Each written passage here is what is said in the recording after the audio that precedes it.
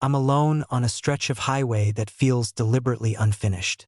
The lanes stretch forward in a pale ribbon, swallowed by darkness on both sides. Reflectors flare and vanish in my headlights, a slow procession of white blinks. The dashboard glows softly, speedometer, clock, the dim green of cruise control. Outside the windshield, the world has been reduced to wind, asphalt, and whatever waits beyond the reach of my beams. I turn on the radio because the silence feels too heavy.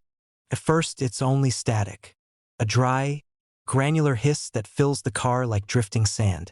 I rotate the dial, M, FM, back again. Each frequency carries a different flavor of emptiness. Hollow crackle, distant whine, fragments of voices that collapse before they form words. Then something pushes through. It doesn't arrive loudly. It slides into the static like a thought that doesn't belong to me. Evan. My hands tighten on the wheel. I tell myself it's coincidence. Evan isn't rare. Radio hosts say names all the time. I wait for the rest of the sentence. Nothing follows, just static. I glance at the display. The station indicator flickers on a frequency I don't remember choosing. I turn the knob. The voice vanishes. The hiss swells to fill the space. I sweep the dial again. Everywhere I go, there's nothing. Then the voice returns. Evan. It isn't louder this time. It's closer, as if it has moved from the far end of a room to just behind my shoulder. I check my mirrors. The back seat is empty. The road behind me is a black tunnel framed by my own red reflections. Hello, I say. My voice sounds thin. Static answers, rising and falling in uneven pulses. Beneath it there's a faint warble, like stretched tape. I reach for the power button. The display goes dark. The voice keeps speaking. Don't do that. My stomach drops. The sound isn't coming from the speakers anymore. It's threaded through the cabin, riding on the vibration of the road, trembling in the glass. I turn the radio back on. The hiss steadies. Better, the voice says. I tell myself I've been driving too long. That fatigue can bend perception. I crack the window and let cold air spill in. The night smells like wet pavement and dead leaves. Who is this? There's a delay, filled with a soft ticking that reminds me of a turn signal. You know who this is. I don't, but the way it says it makes something tighten in my chest. The voice carries no accent, no clear age. Its words smear slightly at the edges, threaded with distortion. When it breathes, the sound blooms into white noise. I don't, I say. It hums as if thinking. You used to lie like that when you were little, it says. You'd pull your sleeves over your hands and stare at the floor. Your mother would ask about the missing grocery money, and you'd say you lost it. My mouth goes dry. I take the next exit without planning to. The off-ramp peels away into darkness. Trees close in, branches knitting together overhead. You bought a candy bar, the voice continues. You hid the wrapper under your bed and tried to flatten it so it wouldn't make noise. A memory surfaces, foil crinkling in a quiet room, my heart racing. Stop. The static thickens. My phone loses service. The GPS reroutes, its chime swallowed by hiss. I can't, the voice says. You brought me with you. The road narrows. There are no other cars. My headlights carve a fragile tunnel through black. Tell me something I don't know. I say, because anger feels safer than fear. There's a low vibration beneath the static, something that resonates in my jaw. You're counting your breaths, the voice replies. You started when you realized your hands were shaking. I stop counting. The car feels too small. I imagine eyes in the trees, catching light and vanishing. How are you doing this? You make so much noise, it says. Even when you think you're quiet. It begins listing things. The scar on my left knee. The way I checked the stove twice before leaving. The dream I had last week about standing in a flooded parking garage while something moved under the surface. Each detail lands like a soft click.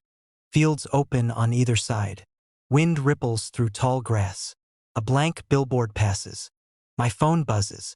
A text from my sister. Did you ever find those old tapes? The radio crackles. She still keeps them in a shoebox, the voice says. Top shelf of the hall closet. You labeled them with a marker that bled through the plastic. I don't answer. The voice grows intimate. You don't like silence. You fill it with music, with people talking while you fall asleep. You think sound means you aren't alone. Trees return. Reflectors blink in sequence. I realize my speed has crept up and ease off the accelerator. What do you want? The static ebbs, leaving near quiet. In that hollow, I hear my pulse. I want you to listen. It starts describing things as they happen. The low fuel light flickering on. My foot shifting on the pedal. The moment I swallow. You're about to pass a fallen branch. I do. There's a deer watching you from the treeline. It doesn't trust the light. Two pale reflections vanish. Pressure builds behind my eyes. Please, I say. I'll turn around. Home is loud. The voice answers. So much interference. Out here, it's just us. Fog gathers in the low places, rising in luminous sheets. Lane markings fade. The world narrows to white halos sliding across the windshield. Do you remember the night you drove until sunrise because you couldn't stand your apartment? It asks. You parked by the river and told yourself you were okay. The fog thickens.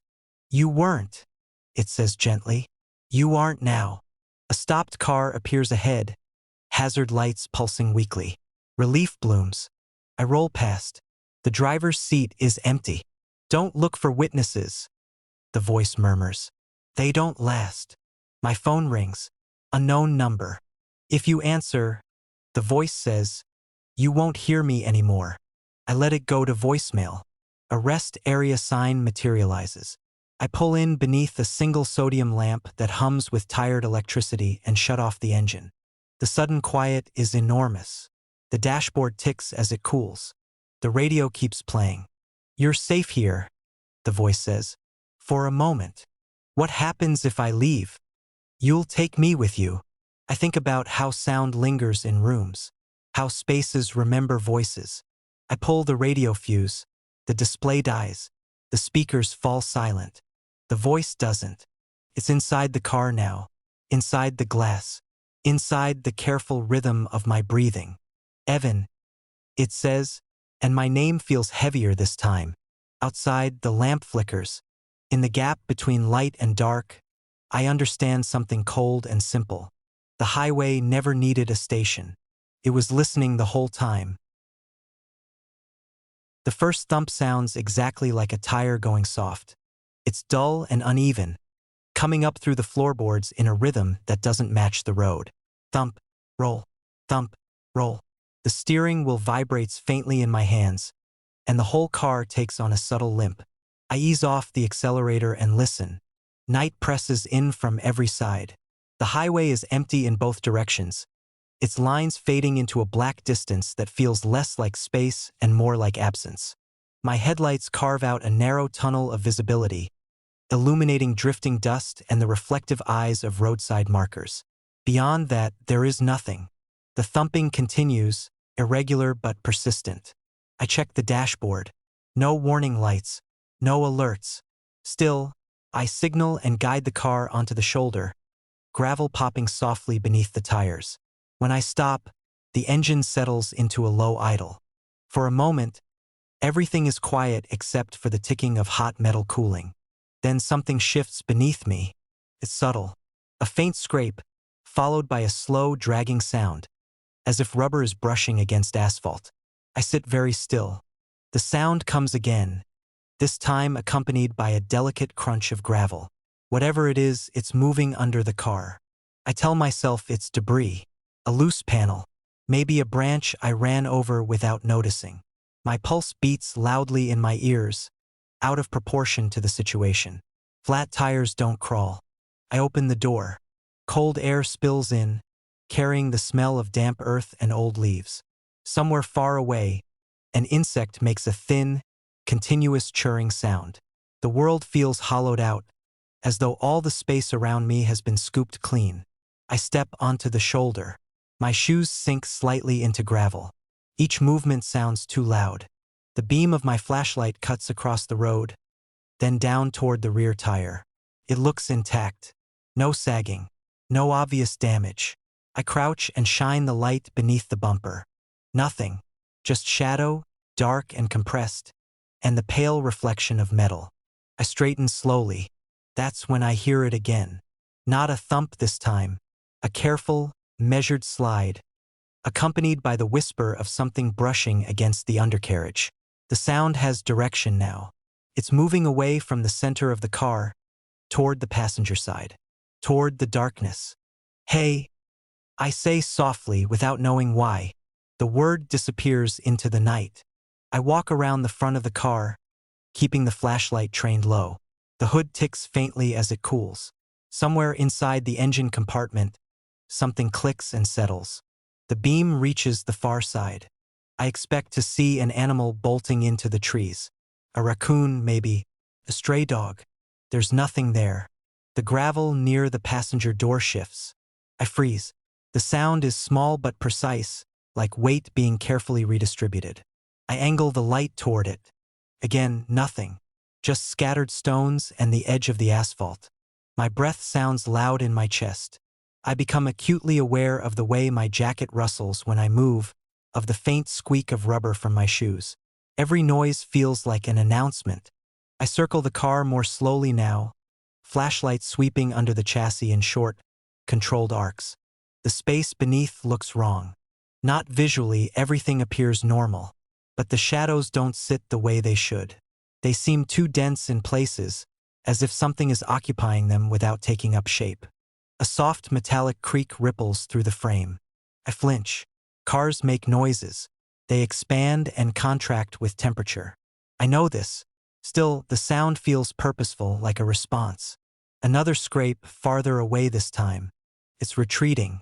The realization lands with a hollow weight in my stomach. Whatever was under the car is no longer there. I stand alone on the shoulder of an empty highway, flashlight trembling slightly in my hand, listening to the silence rush back in. For several seconds, nothing happens. Then, from somewhere beyond the reach of my headlights, gravel shifts again. Not near the car. Behind me, I turn too quickly, the beam swinging wide. The light catches the trunks of distant trees and the reflective paint of a mile marker. Shadows jump and collapse. I don't see anything move, but I hear breathing. It's not loud. It's thin and intermittent, as if passing through something narrow. The sound carries just enough moisture to be unmistakably organic. I hold the flashlight steady and scan the edge of the treeline. "Hello!" I call and hate how small it sounds. The breathing stops. In the sudden quiet, I can hear my own pulse, the faint hum of the idling engine, the distant insect chorus. My skin prickles with the sensation of being observed from multiple angles at once. I take a step backward. Gravel answers under my heel. Immediately, something shifts in the dark. Not a rush, not a lunge, just a careful adjustment of position, accompanied by a low drag, like fabric being pulled across concrete. It's pacing me. I don't run. I walk back toward the driver's door, refusing to turn my back on the darkness. My free hand finds the handle. I pull it open and slide inside, slamming it shut with more force than I intend. The sound echoes too long. I lock the doors. For a moment, I just sit there, hands on the wheel, breathing shallowly. The interior smells faintly of old coffee and warm plastic. The windshield frames the night like a narrow screen. Nothing moves. I tell myself I imagined it. Then the underside of the car creaks. Not with heat this time, with pressure. The suspension compresses slightly, then releases. Something is testing the weight. A slow, deliberate scrape travels along the length of the vehicle, metal answering with a muted groan. I feel it through the seat, through the soles of my feet. Whatever it is brushes past the exhaust, producing a soft, ringing vibration. I start the engine. The sudden roar feels obscene in the quiet. Headlights flare brighter. The dashboard lights snap into place. The sound beneath me stops. For a single suspended second, there is only the engine and my own breath. Then the gravel on the far side of the car erupts in a soft scatter. I hit the gas. The tires spin briefly before catching, spraying stones behind me. I merge back onto the highway and accelerate hard, the speedometer climbing faster than it should. The road unspools in front of me, empty and endless. I don't look in the rearview mirror. For several miles, nothing follows. The car feels normal again. The steering is steady. No more thumping, no more scraping, just the consistent rush of air and the distant hum of tires on pavement. My hands ache from gripping the wheel. Gradually, I slow to a more reasonable speed. That's when I notice the sound. At first, I think it's wind. Then I realize it has rhythm. A faint, hollow tapping, coming from somewhere behind the seats. Not loud enough to identify, not steady enough to dismiss. I turn down the radio. The tapping resolves into something else. A slow, careful movement, like fingers testing the inside of a wall. It travels along the interior panels, producing tiny sympathetic vibrations. The headliner trembles almost imperceptibly. Cold spreads through my chest. The sound is inside the car. I glance at the back seat. It's empty, but the shadow along the floor seems deeper than it should be, pooled beneath the seats in a way that doesn't match the light from the dashboard. It quivers faintly, as if stirred by breath. I keep driving. The tapping fades, replaced by a soft, familiar scrape. Directly beneath my feet. Whatever left the highway did not stay behind. And whatever crawled away has learned where the quiet parts of the car are.